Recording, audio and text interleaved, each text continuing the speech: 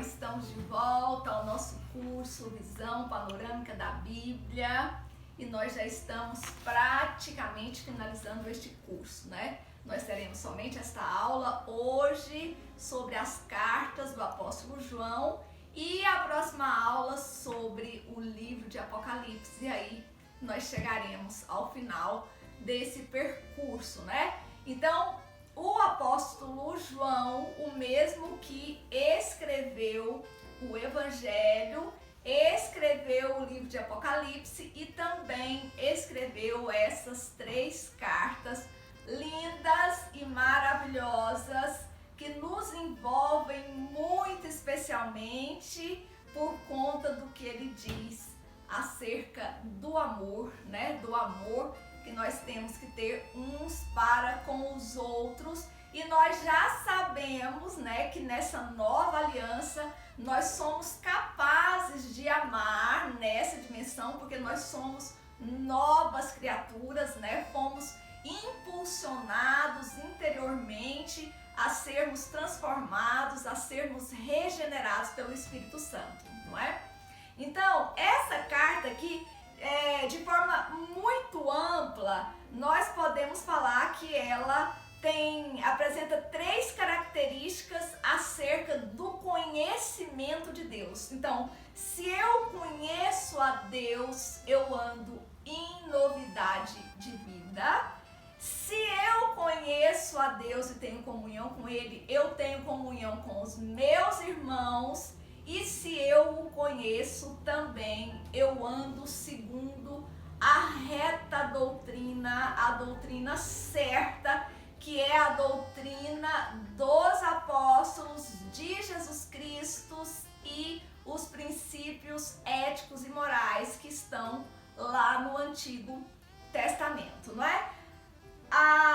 Mas nós podemos esboçar de uma forma um pouco mais minuciosa essa carta. Primeiro, aí depois das saudações, sempre, né, que vocês já sabem, a partir do versículo 5 até o capítulo 2, 29, ele vai falar da comunhão com Deus em luz e vai falar das condições de se andar na luz e também dos impedimentos de andar na luz.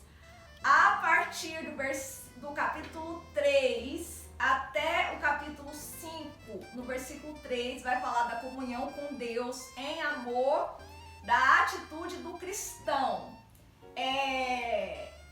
E vai falar então do mal, né, que nega o amor, e o amor que contraria o mal.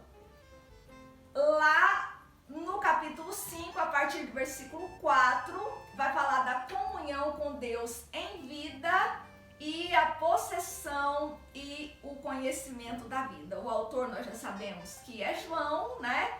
Ele escreveu em mais ou menos 90 depois de Cristo e ele escreveu aos crentes da Ásia Menor. O versículo chave está lá no versículo 3. O que vimos e ouvimos, isso vos anunciamos, para que também tenhais comunhão conosco, e a nossa comunhão é com o Pai e com o seu Filho Jesus Cristo, né? Então, aquilo que nós vimos e ouvimos, nós anunciamos. O grande propósito da carta é para que saibais que tendes a vida eterna e para que creais no nome do Filho de Deus. Está lá no versículo 13 do capítulo 5. Saber portanto, a palavra-chave dessa epístola, né? Então, e conforme eu já disse para vocês, essa epístola vai nos mostrar realmente se temos conhecimento de Deus. Quando nós andamos em santidade de vida, quando nós temos amor aos irmãos e andamos na doutrina correta. Só para vocês terem uma ideia, né? Eu quero ler alguns versículos aqui para vocês sentirem melhor essa carta, né? No versículo 5, no capítulo 1 diz: "E esta é a mensagem que dele ouvimos e vos anunciamos, que ele é luz e não há nele treva alguma. Se dissermos que temos comunhão com ele e andamos em trevas, mentimos e não praticamos a verdade. Mas se andarmos na luz, como ele na luz está, temos comunhão uns com os outros." Então, olha, se eu estou na luz, eu preciso ter comunhão com todas as pessoas ao meu redor. Se eu não tenho, esta epístola diz que eu ainda estou em trevas. Lá no versículo 9 do capítulo 2. "Aquele que diz que está na luz e aborrece a seu irmão, até agora está em trevas. Aquele que ama a seu irmão está na luz e nele não há escândalo. Mas aquele que aborrece seu irmão está em trevas e anda em trevas e não sabe para onde deva ir, porque as trevas lhe cegaram os olhos." Não é? Então, essa ideia de quando nós somos realmente transformados, jorra em nós esse amor uns pelos outros, né? Também gostaria de ler aqui no capítulo 3, no versículo 8. "Quem pratica o pecado é do diabo, porque o diabo vive pecando desde o princípio. Para isto o Filho de Deus se manifestou, para desfazer as obras do diabo. Qualquer que é nascido de Deus não vive na prática do pecado, porque a sua semente permanece nele e não pode viver pecando, porque é nascido de Deus." Então nós precisamos compreender bem essa nova aliança, esse tempo da graça, não é? Jesus se manifestou para vencer essas obras do diabo. E ele venceu. E eu, estando em Cristo, eu também posso vencer. Por isso, sendo nascido em Deus, nós não podemos viver na prática do pecado, mas devemos viver em santidade, não é? E também aqui no último versículo que eu quero ler dessa carta, lá no versículo 20 do capítulo 4. "Se alguém diz, eu amo a Deus, e aborrece a seu irmão, é mentiroso.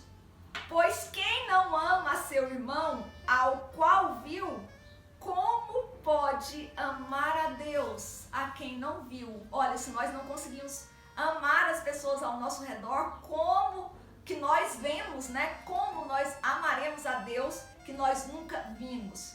E dele temos este mandamento, que quem ama a Deus, ame também a seu irmão. Então, uma forma que eu tenho de demonstrar o meu amor por Deus é exatamente amando o meu irmão, né? A segunda carta, o tema principal dela é o discurso sobre a verdade e o erro, né? Então vai tratar, a carta é muito pequenininha, né? Um versículo apenas, um capítulo apenas, mas vai tratar acerca da verdade divina e sua relação com os crentes, o que une os irmãos, né? Que é a comunhão, que vai permanecer, como a gente permanece eternamente neles, vai falar desse amor que caracteriza o espírito, né? Entre os irmãos, vai falar sobre a obediência à verdade por amor, que é a forma que nós devemos nos conduzir. Vai falar também sobre o erro mundano. Tem muitos defensores enganadores, nega a encarnação de Cristo, e nós devemos fugir de pessoas que negam a Cristo, né? E nos afastam do ensino de Cristo, e o perigo da comunhão com pessoas que negam a Jesus, e muitas vezes não negam com palavras, mas negam com suas ações. Então aqui aqui eu quero ler 2 versículos, pelo menos. Muito me alegro por achar que alguns de teus filhos andam na verdade, assim como temos recebido o mandamento do Pai.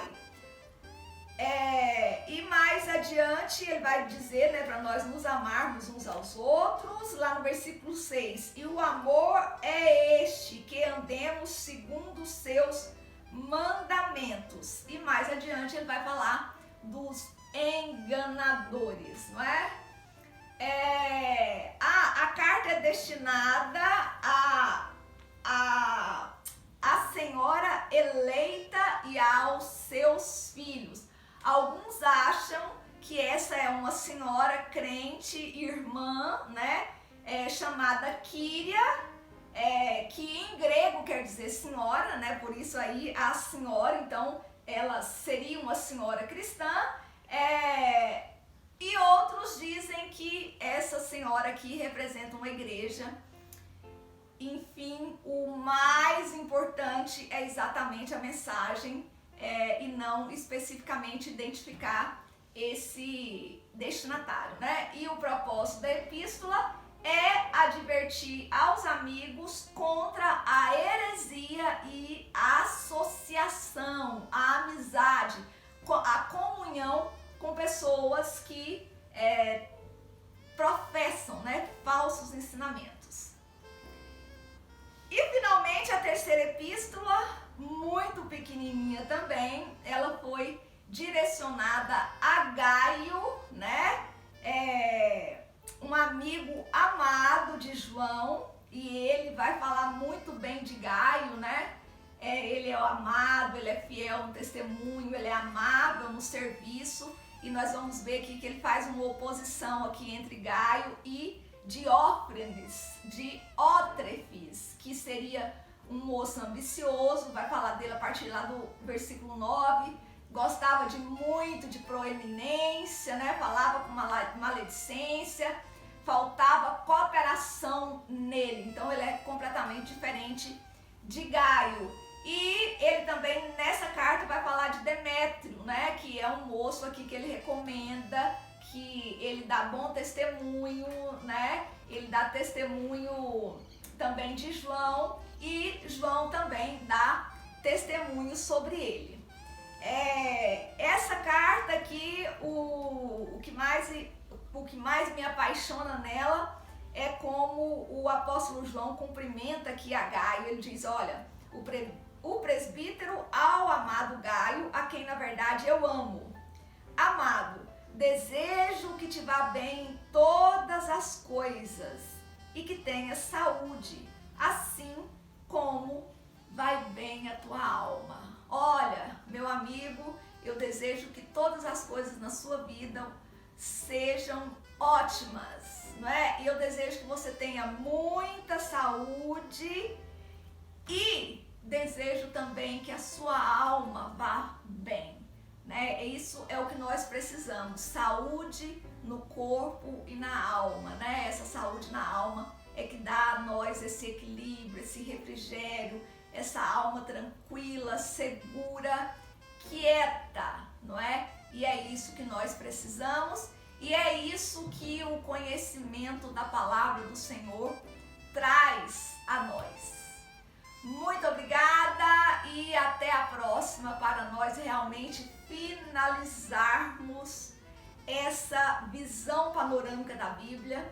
E eu penso que vocês puderam ver que realmente a Bíblia tem um começo, um desenvolvimento e um fim. E tudo isso diz respeito do começo de uma criação e da criação do homem, mas da queda dele. E Deus revela todo esse percurso histórico, revelando aos homens o plano da salvação para que o homem de todas as eras faça parte do reino de Deus que efetivamente será estabelecido no futuro, conforme nós veremos em Apocalipse. Porque assim como Gênesis começou com a criação do céu e da terra, lá em Apocalipse vai terminar com a criação de novos céus e de uma nova terra.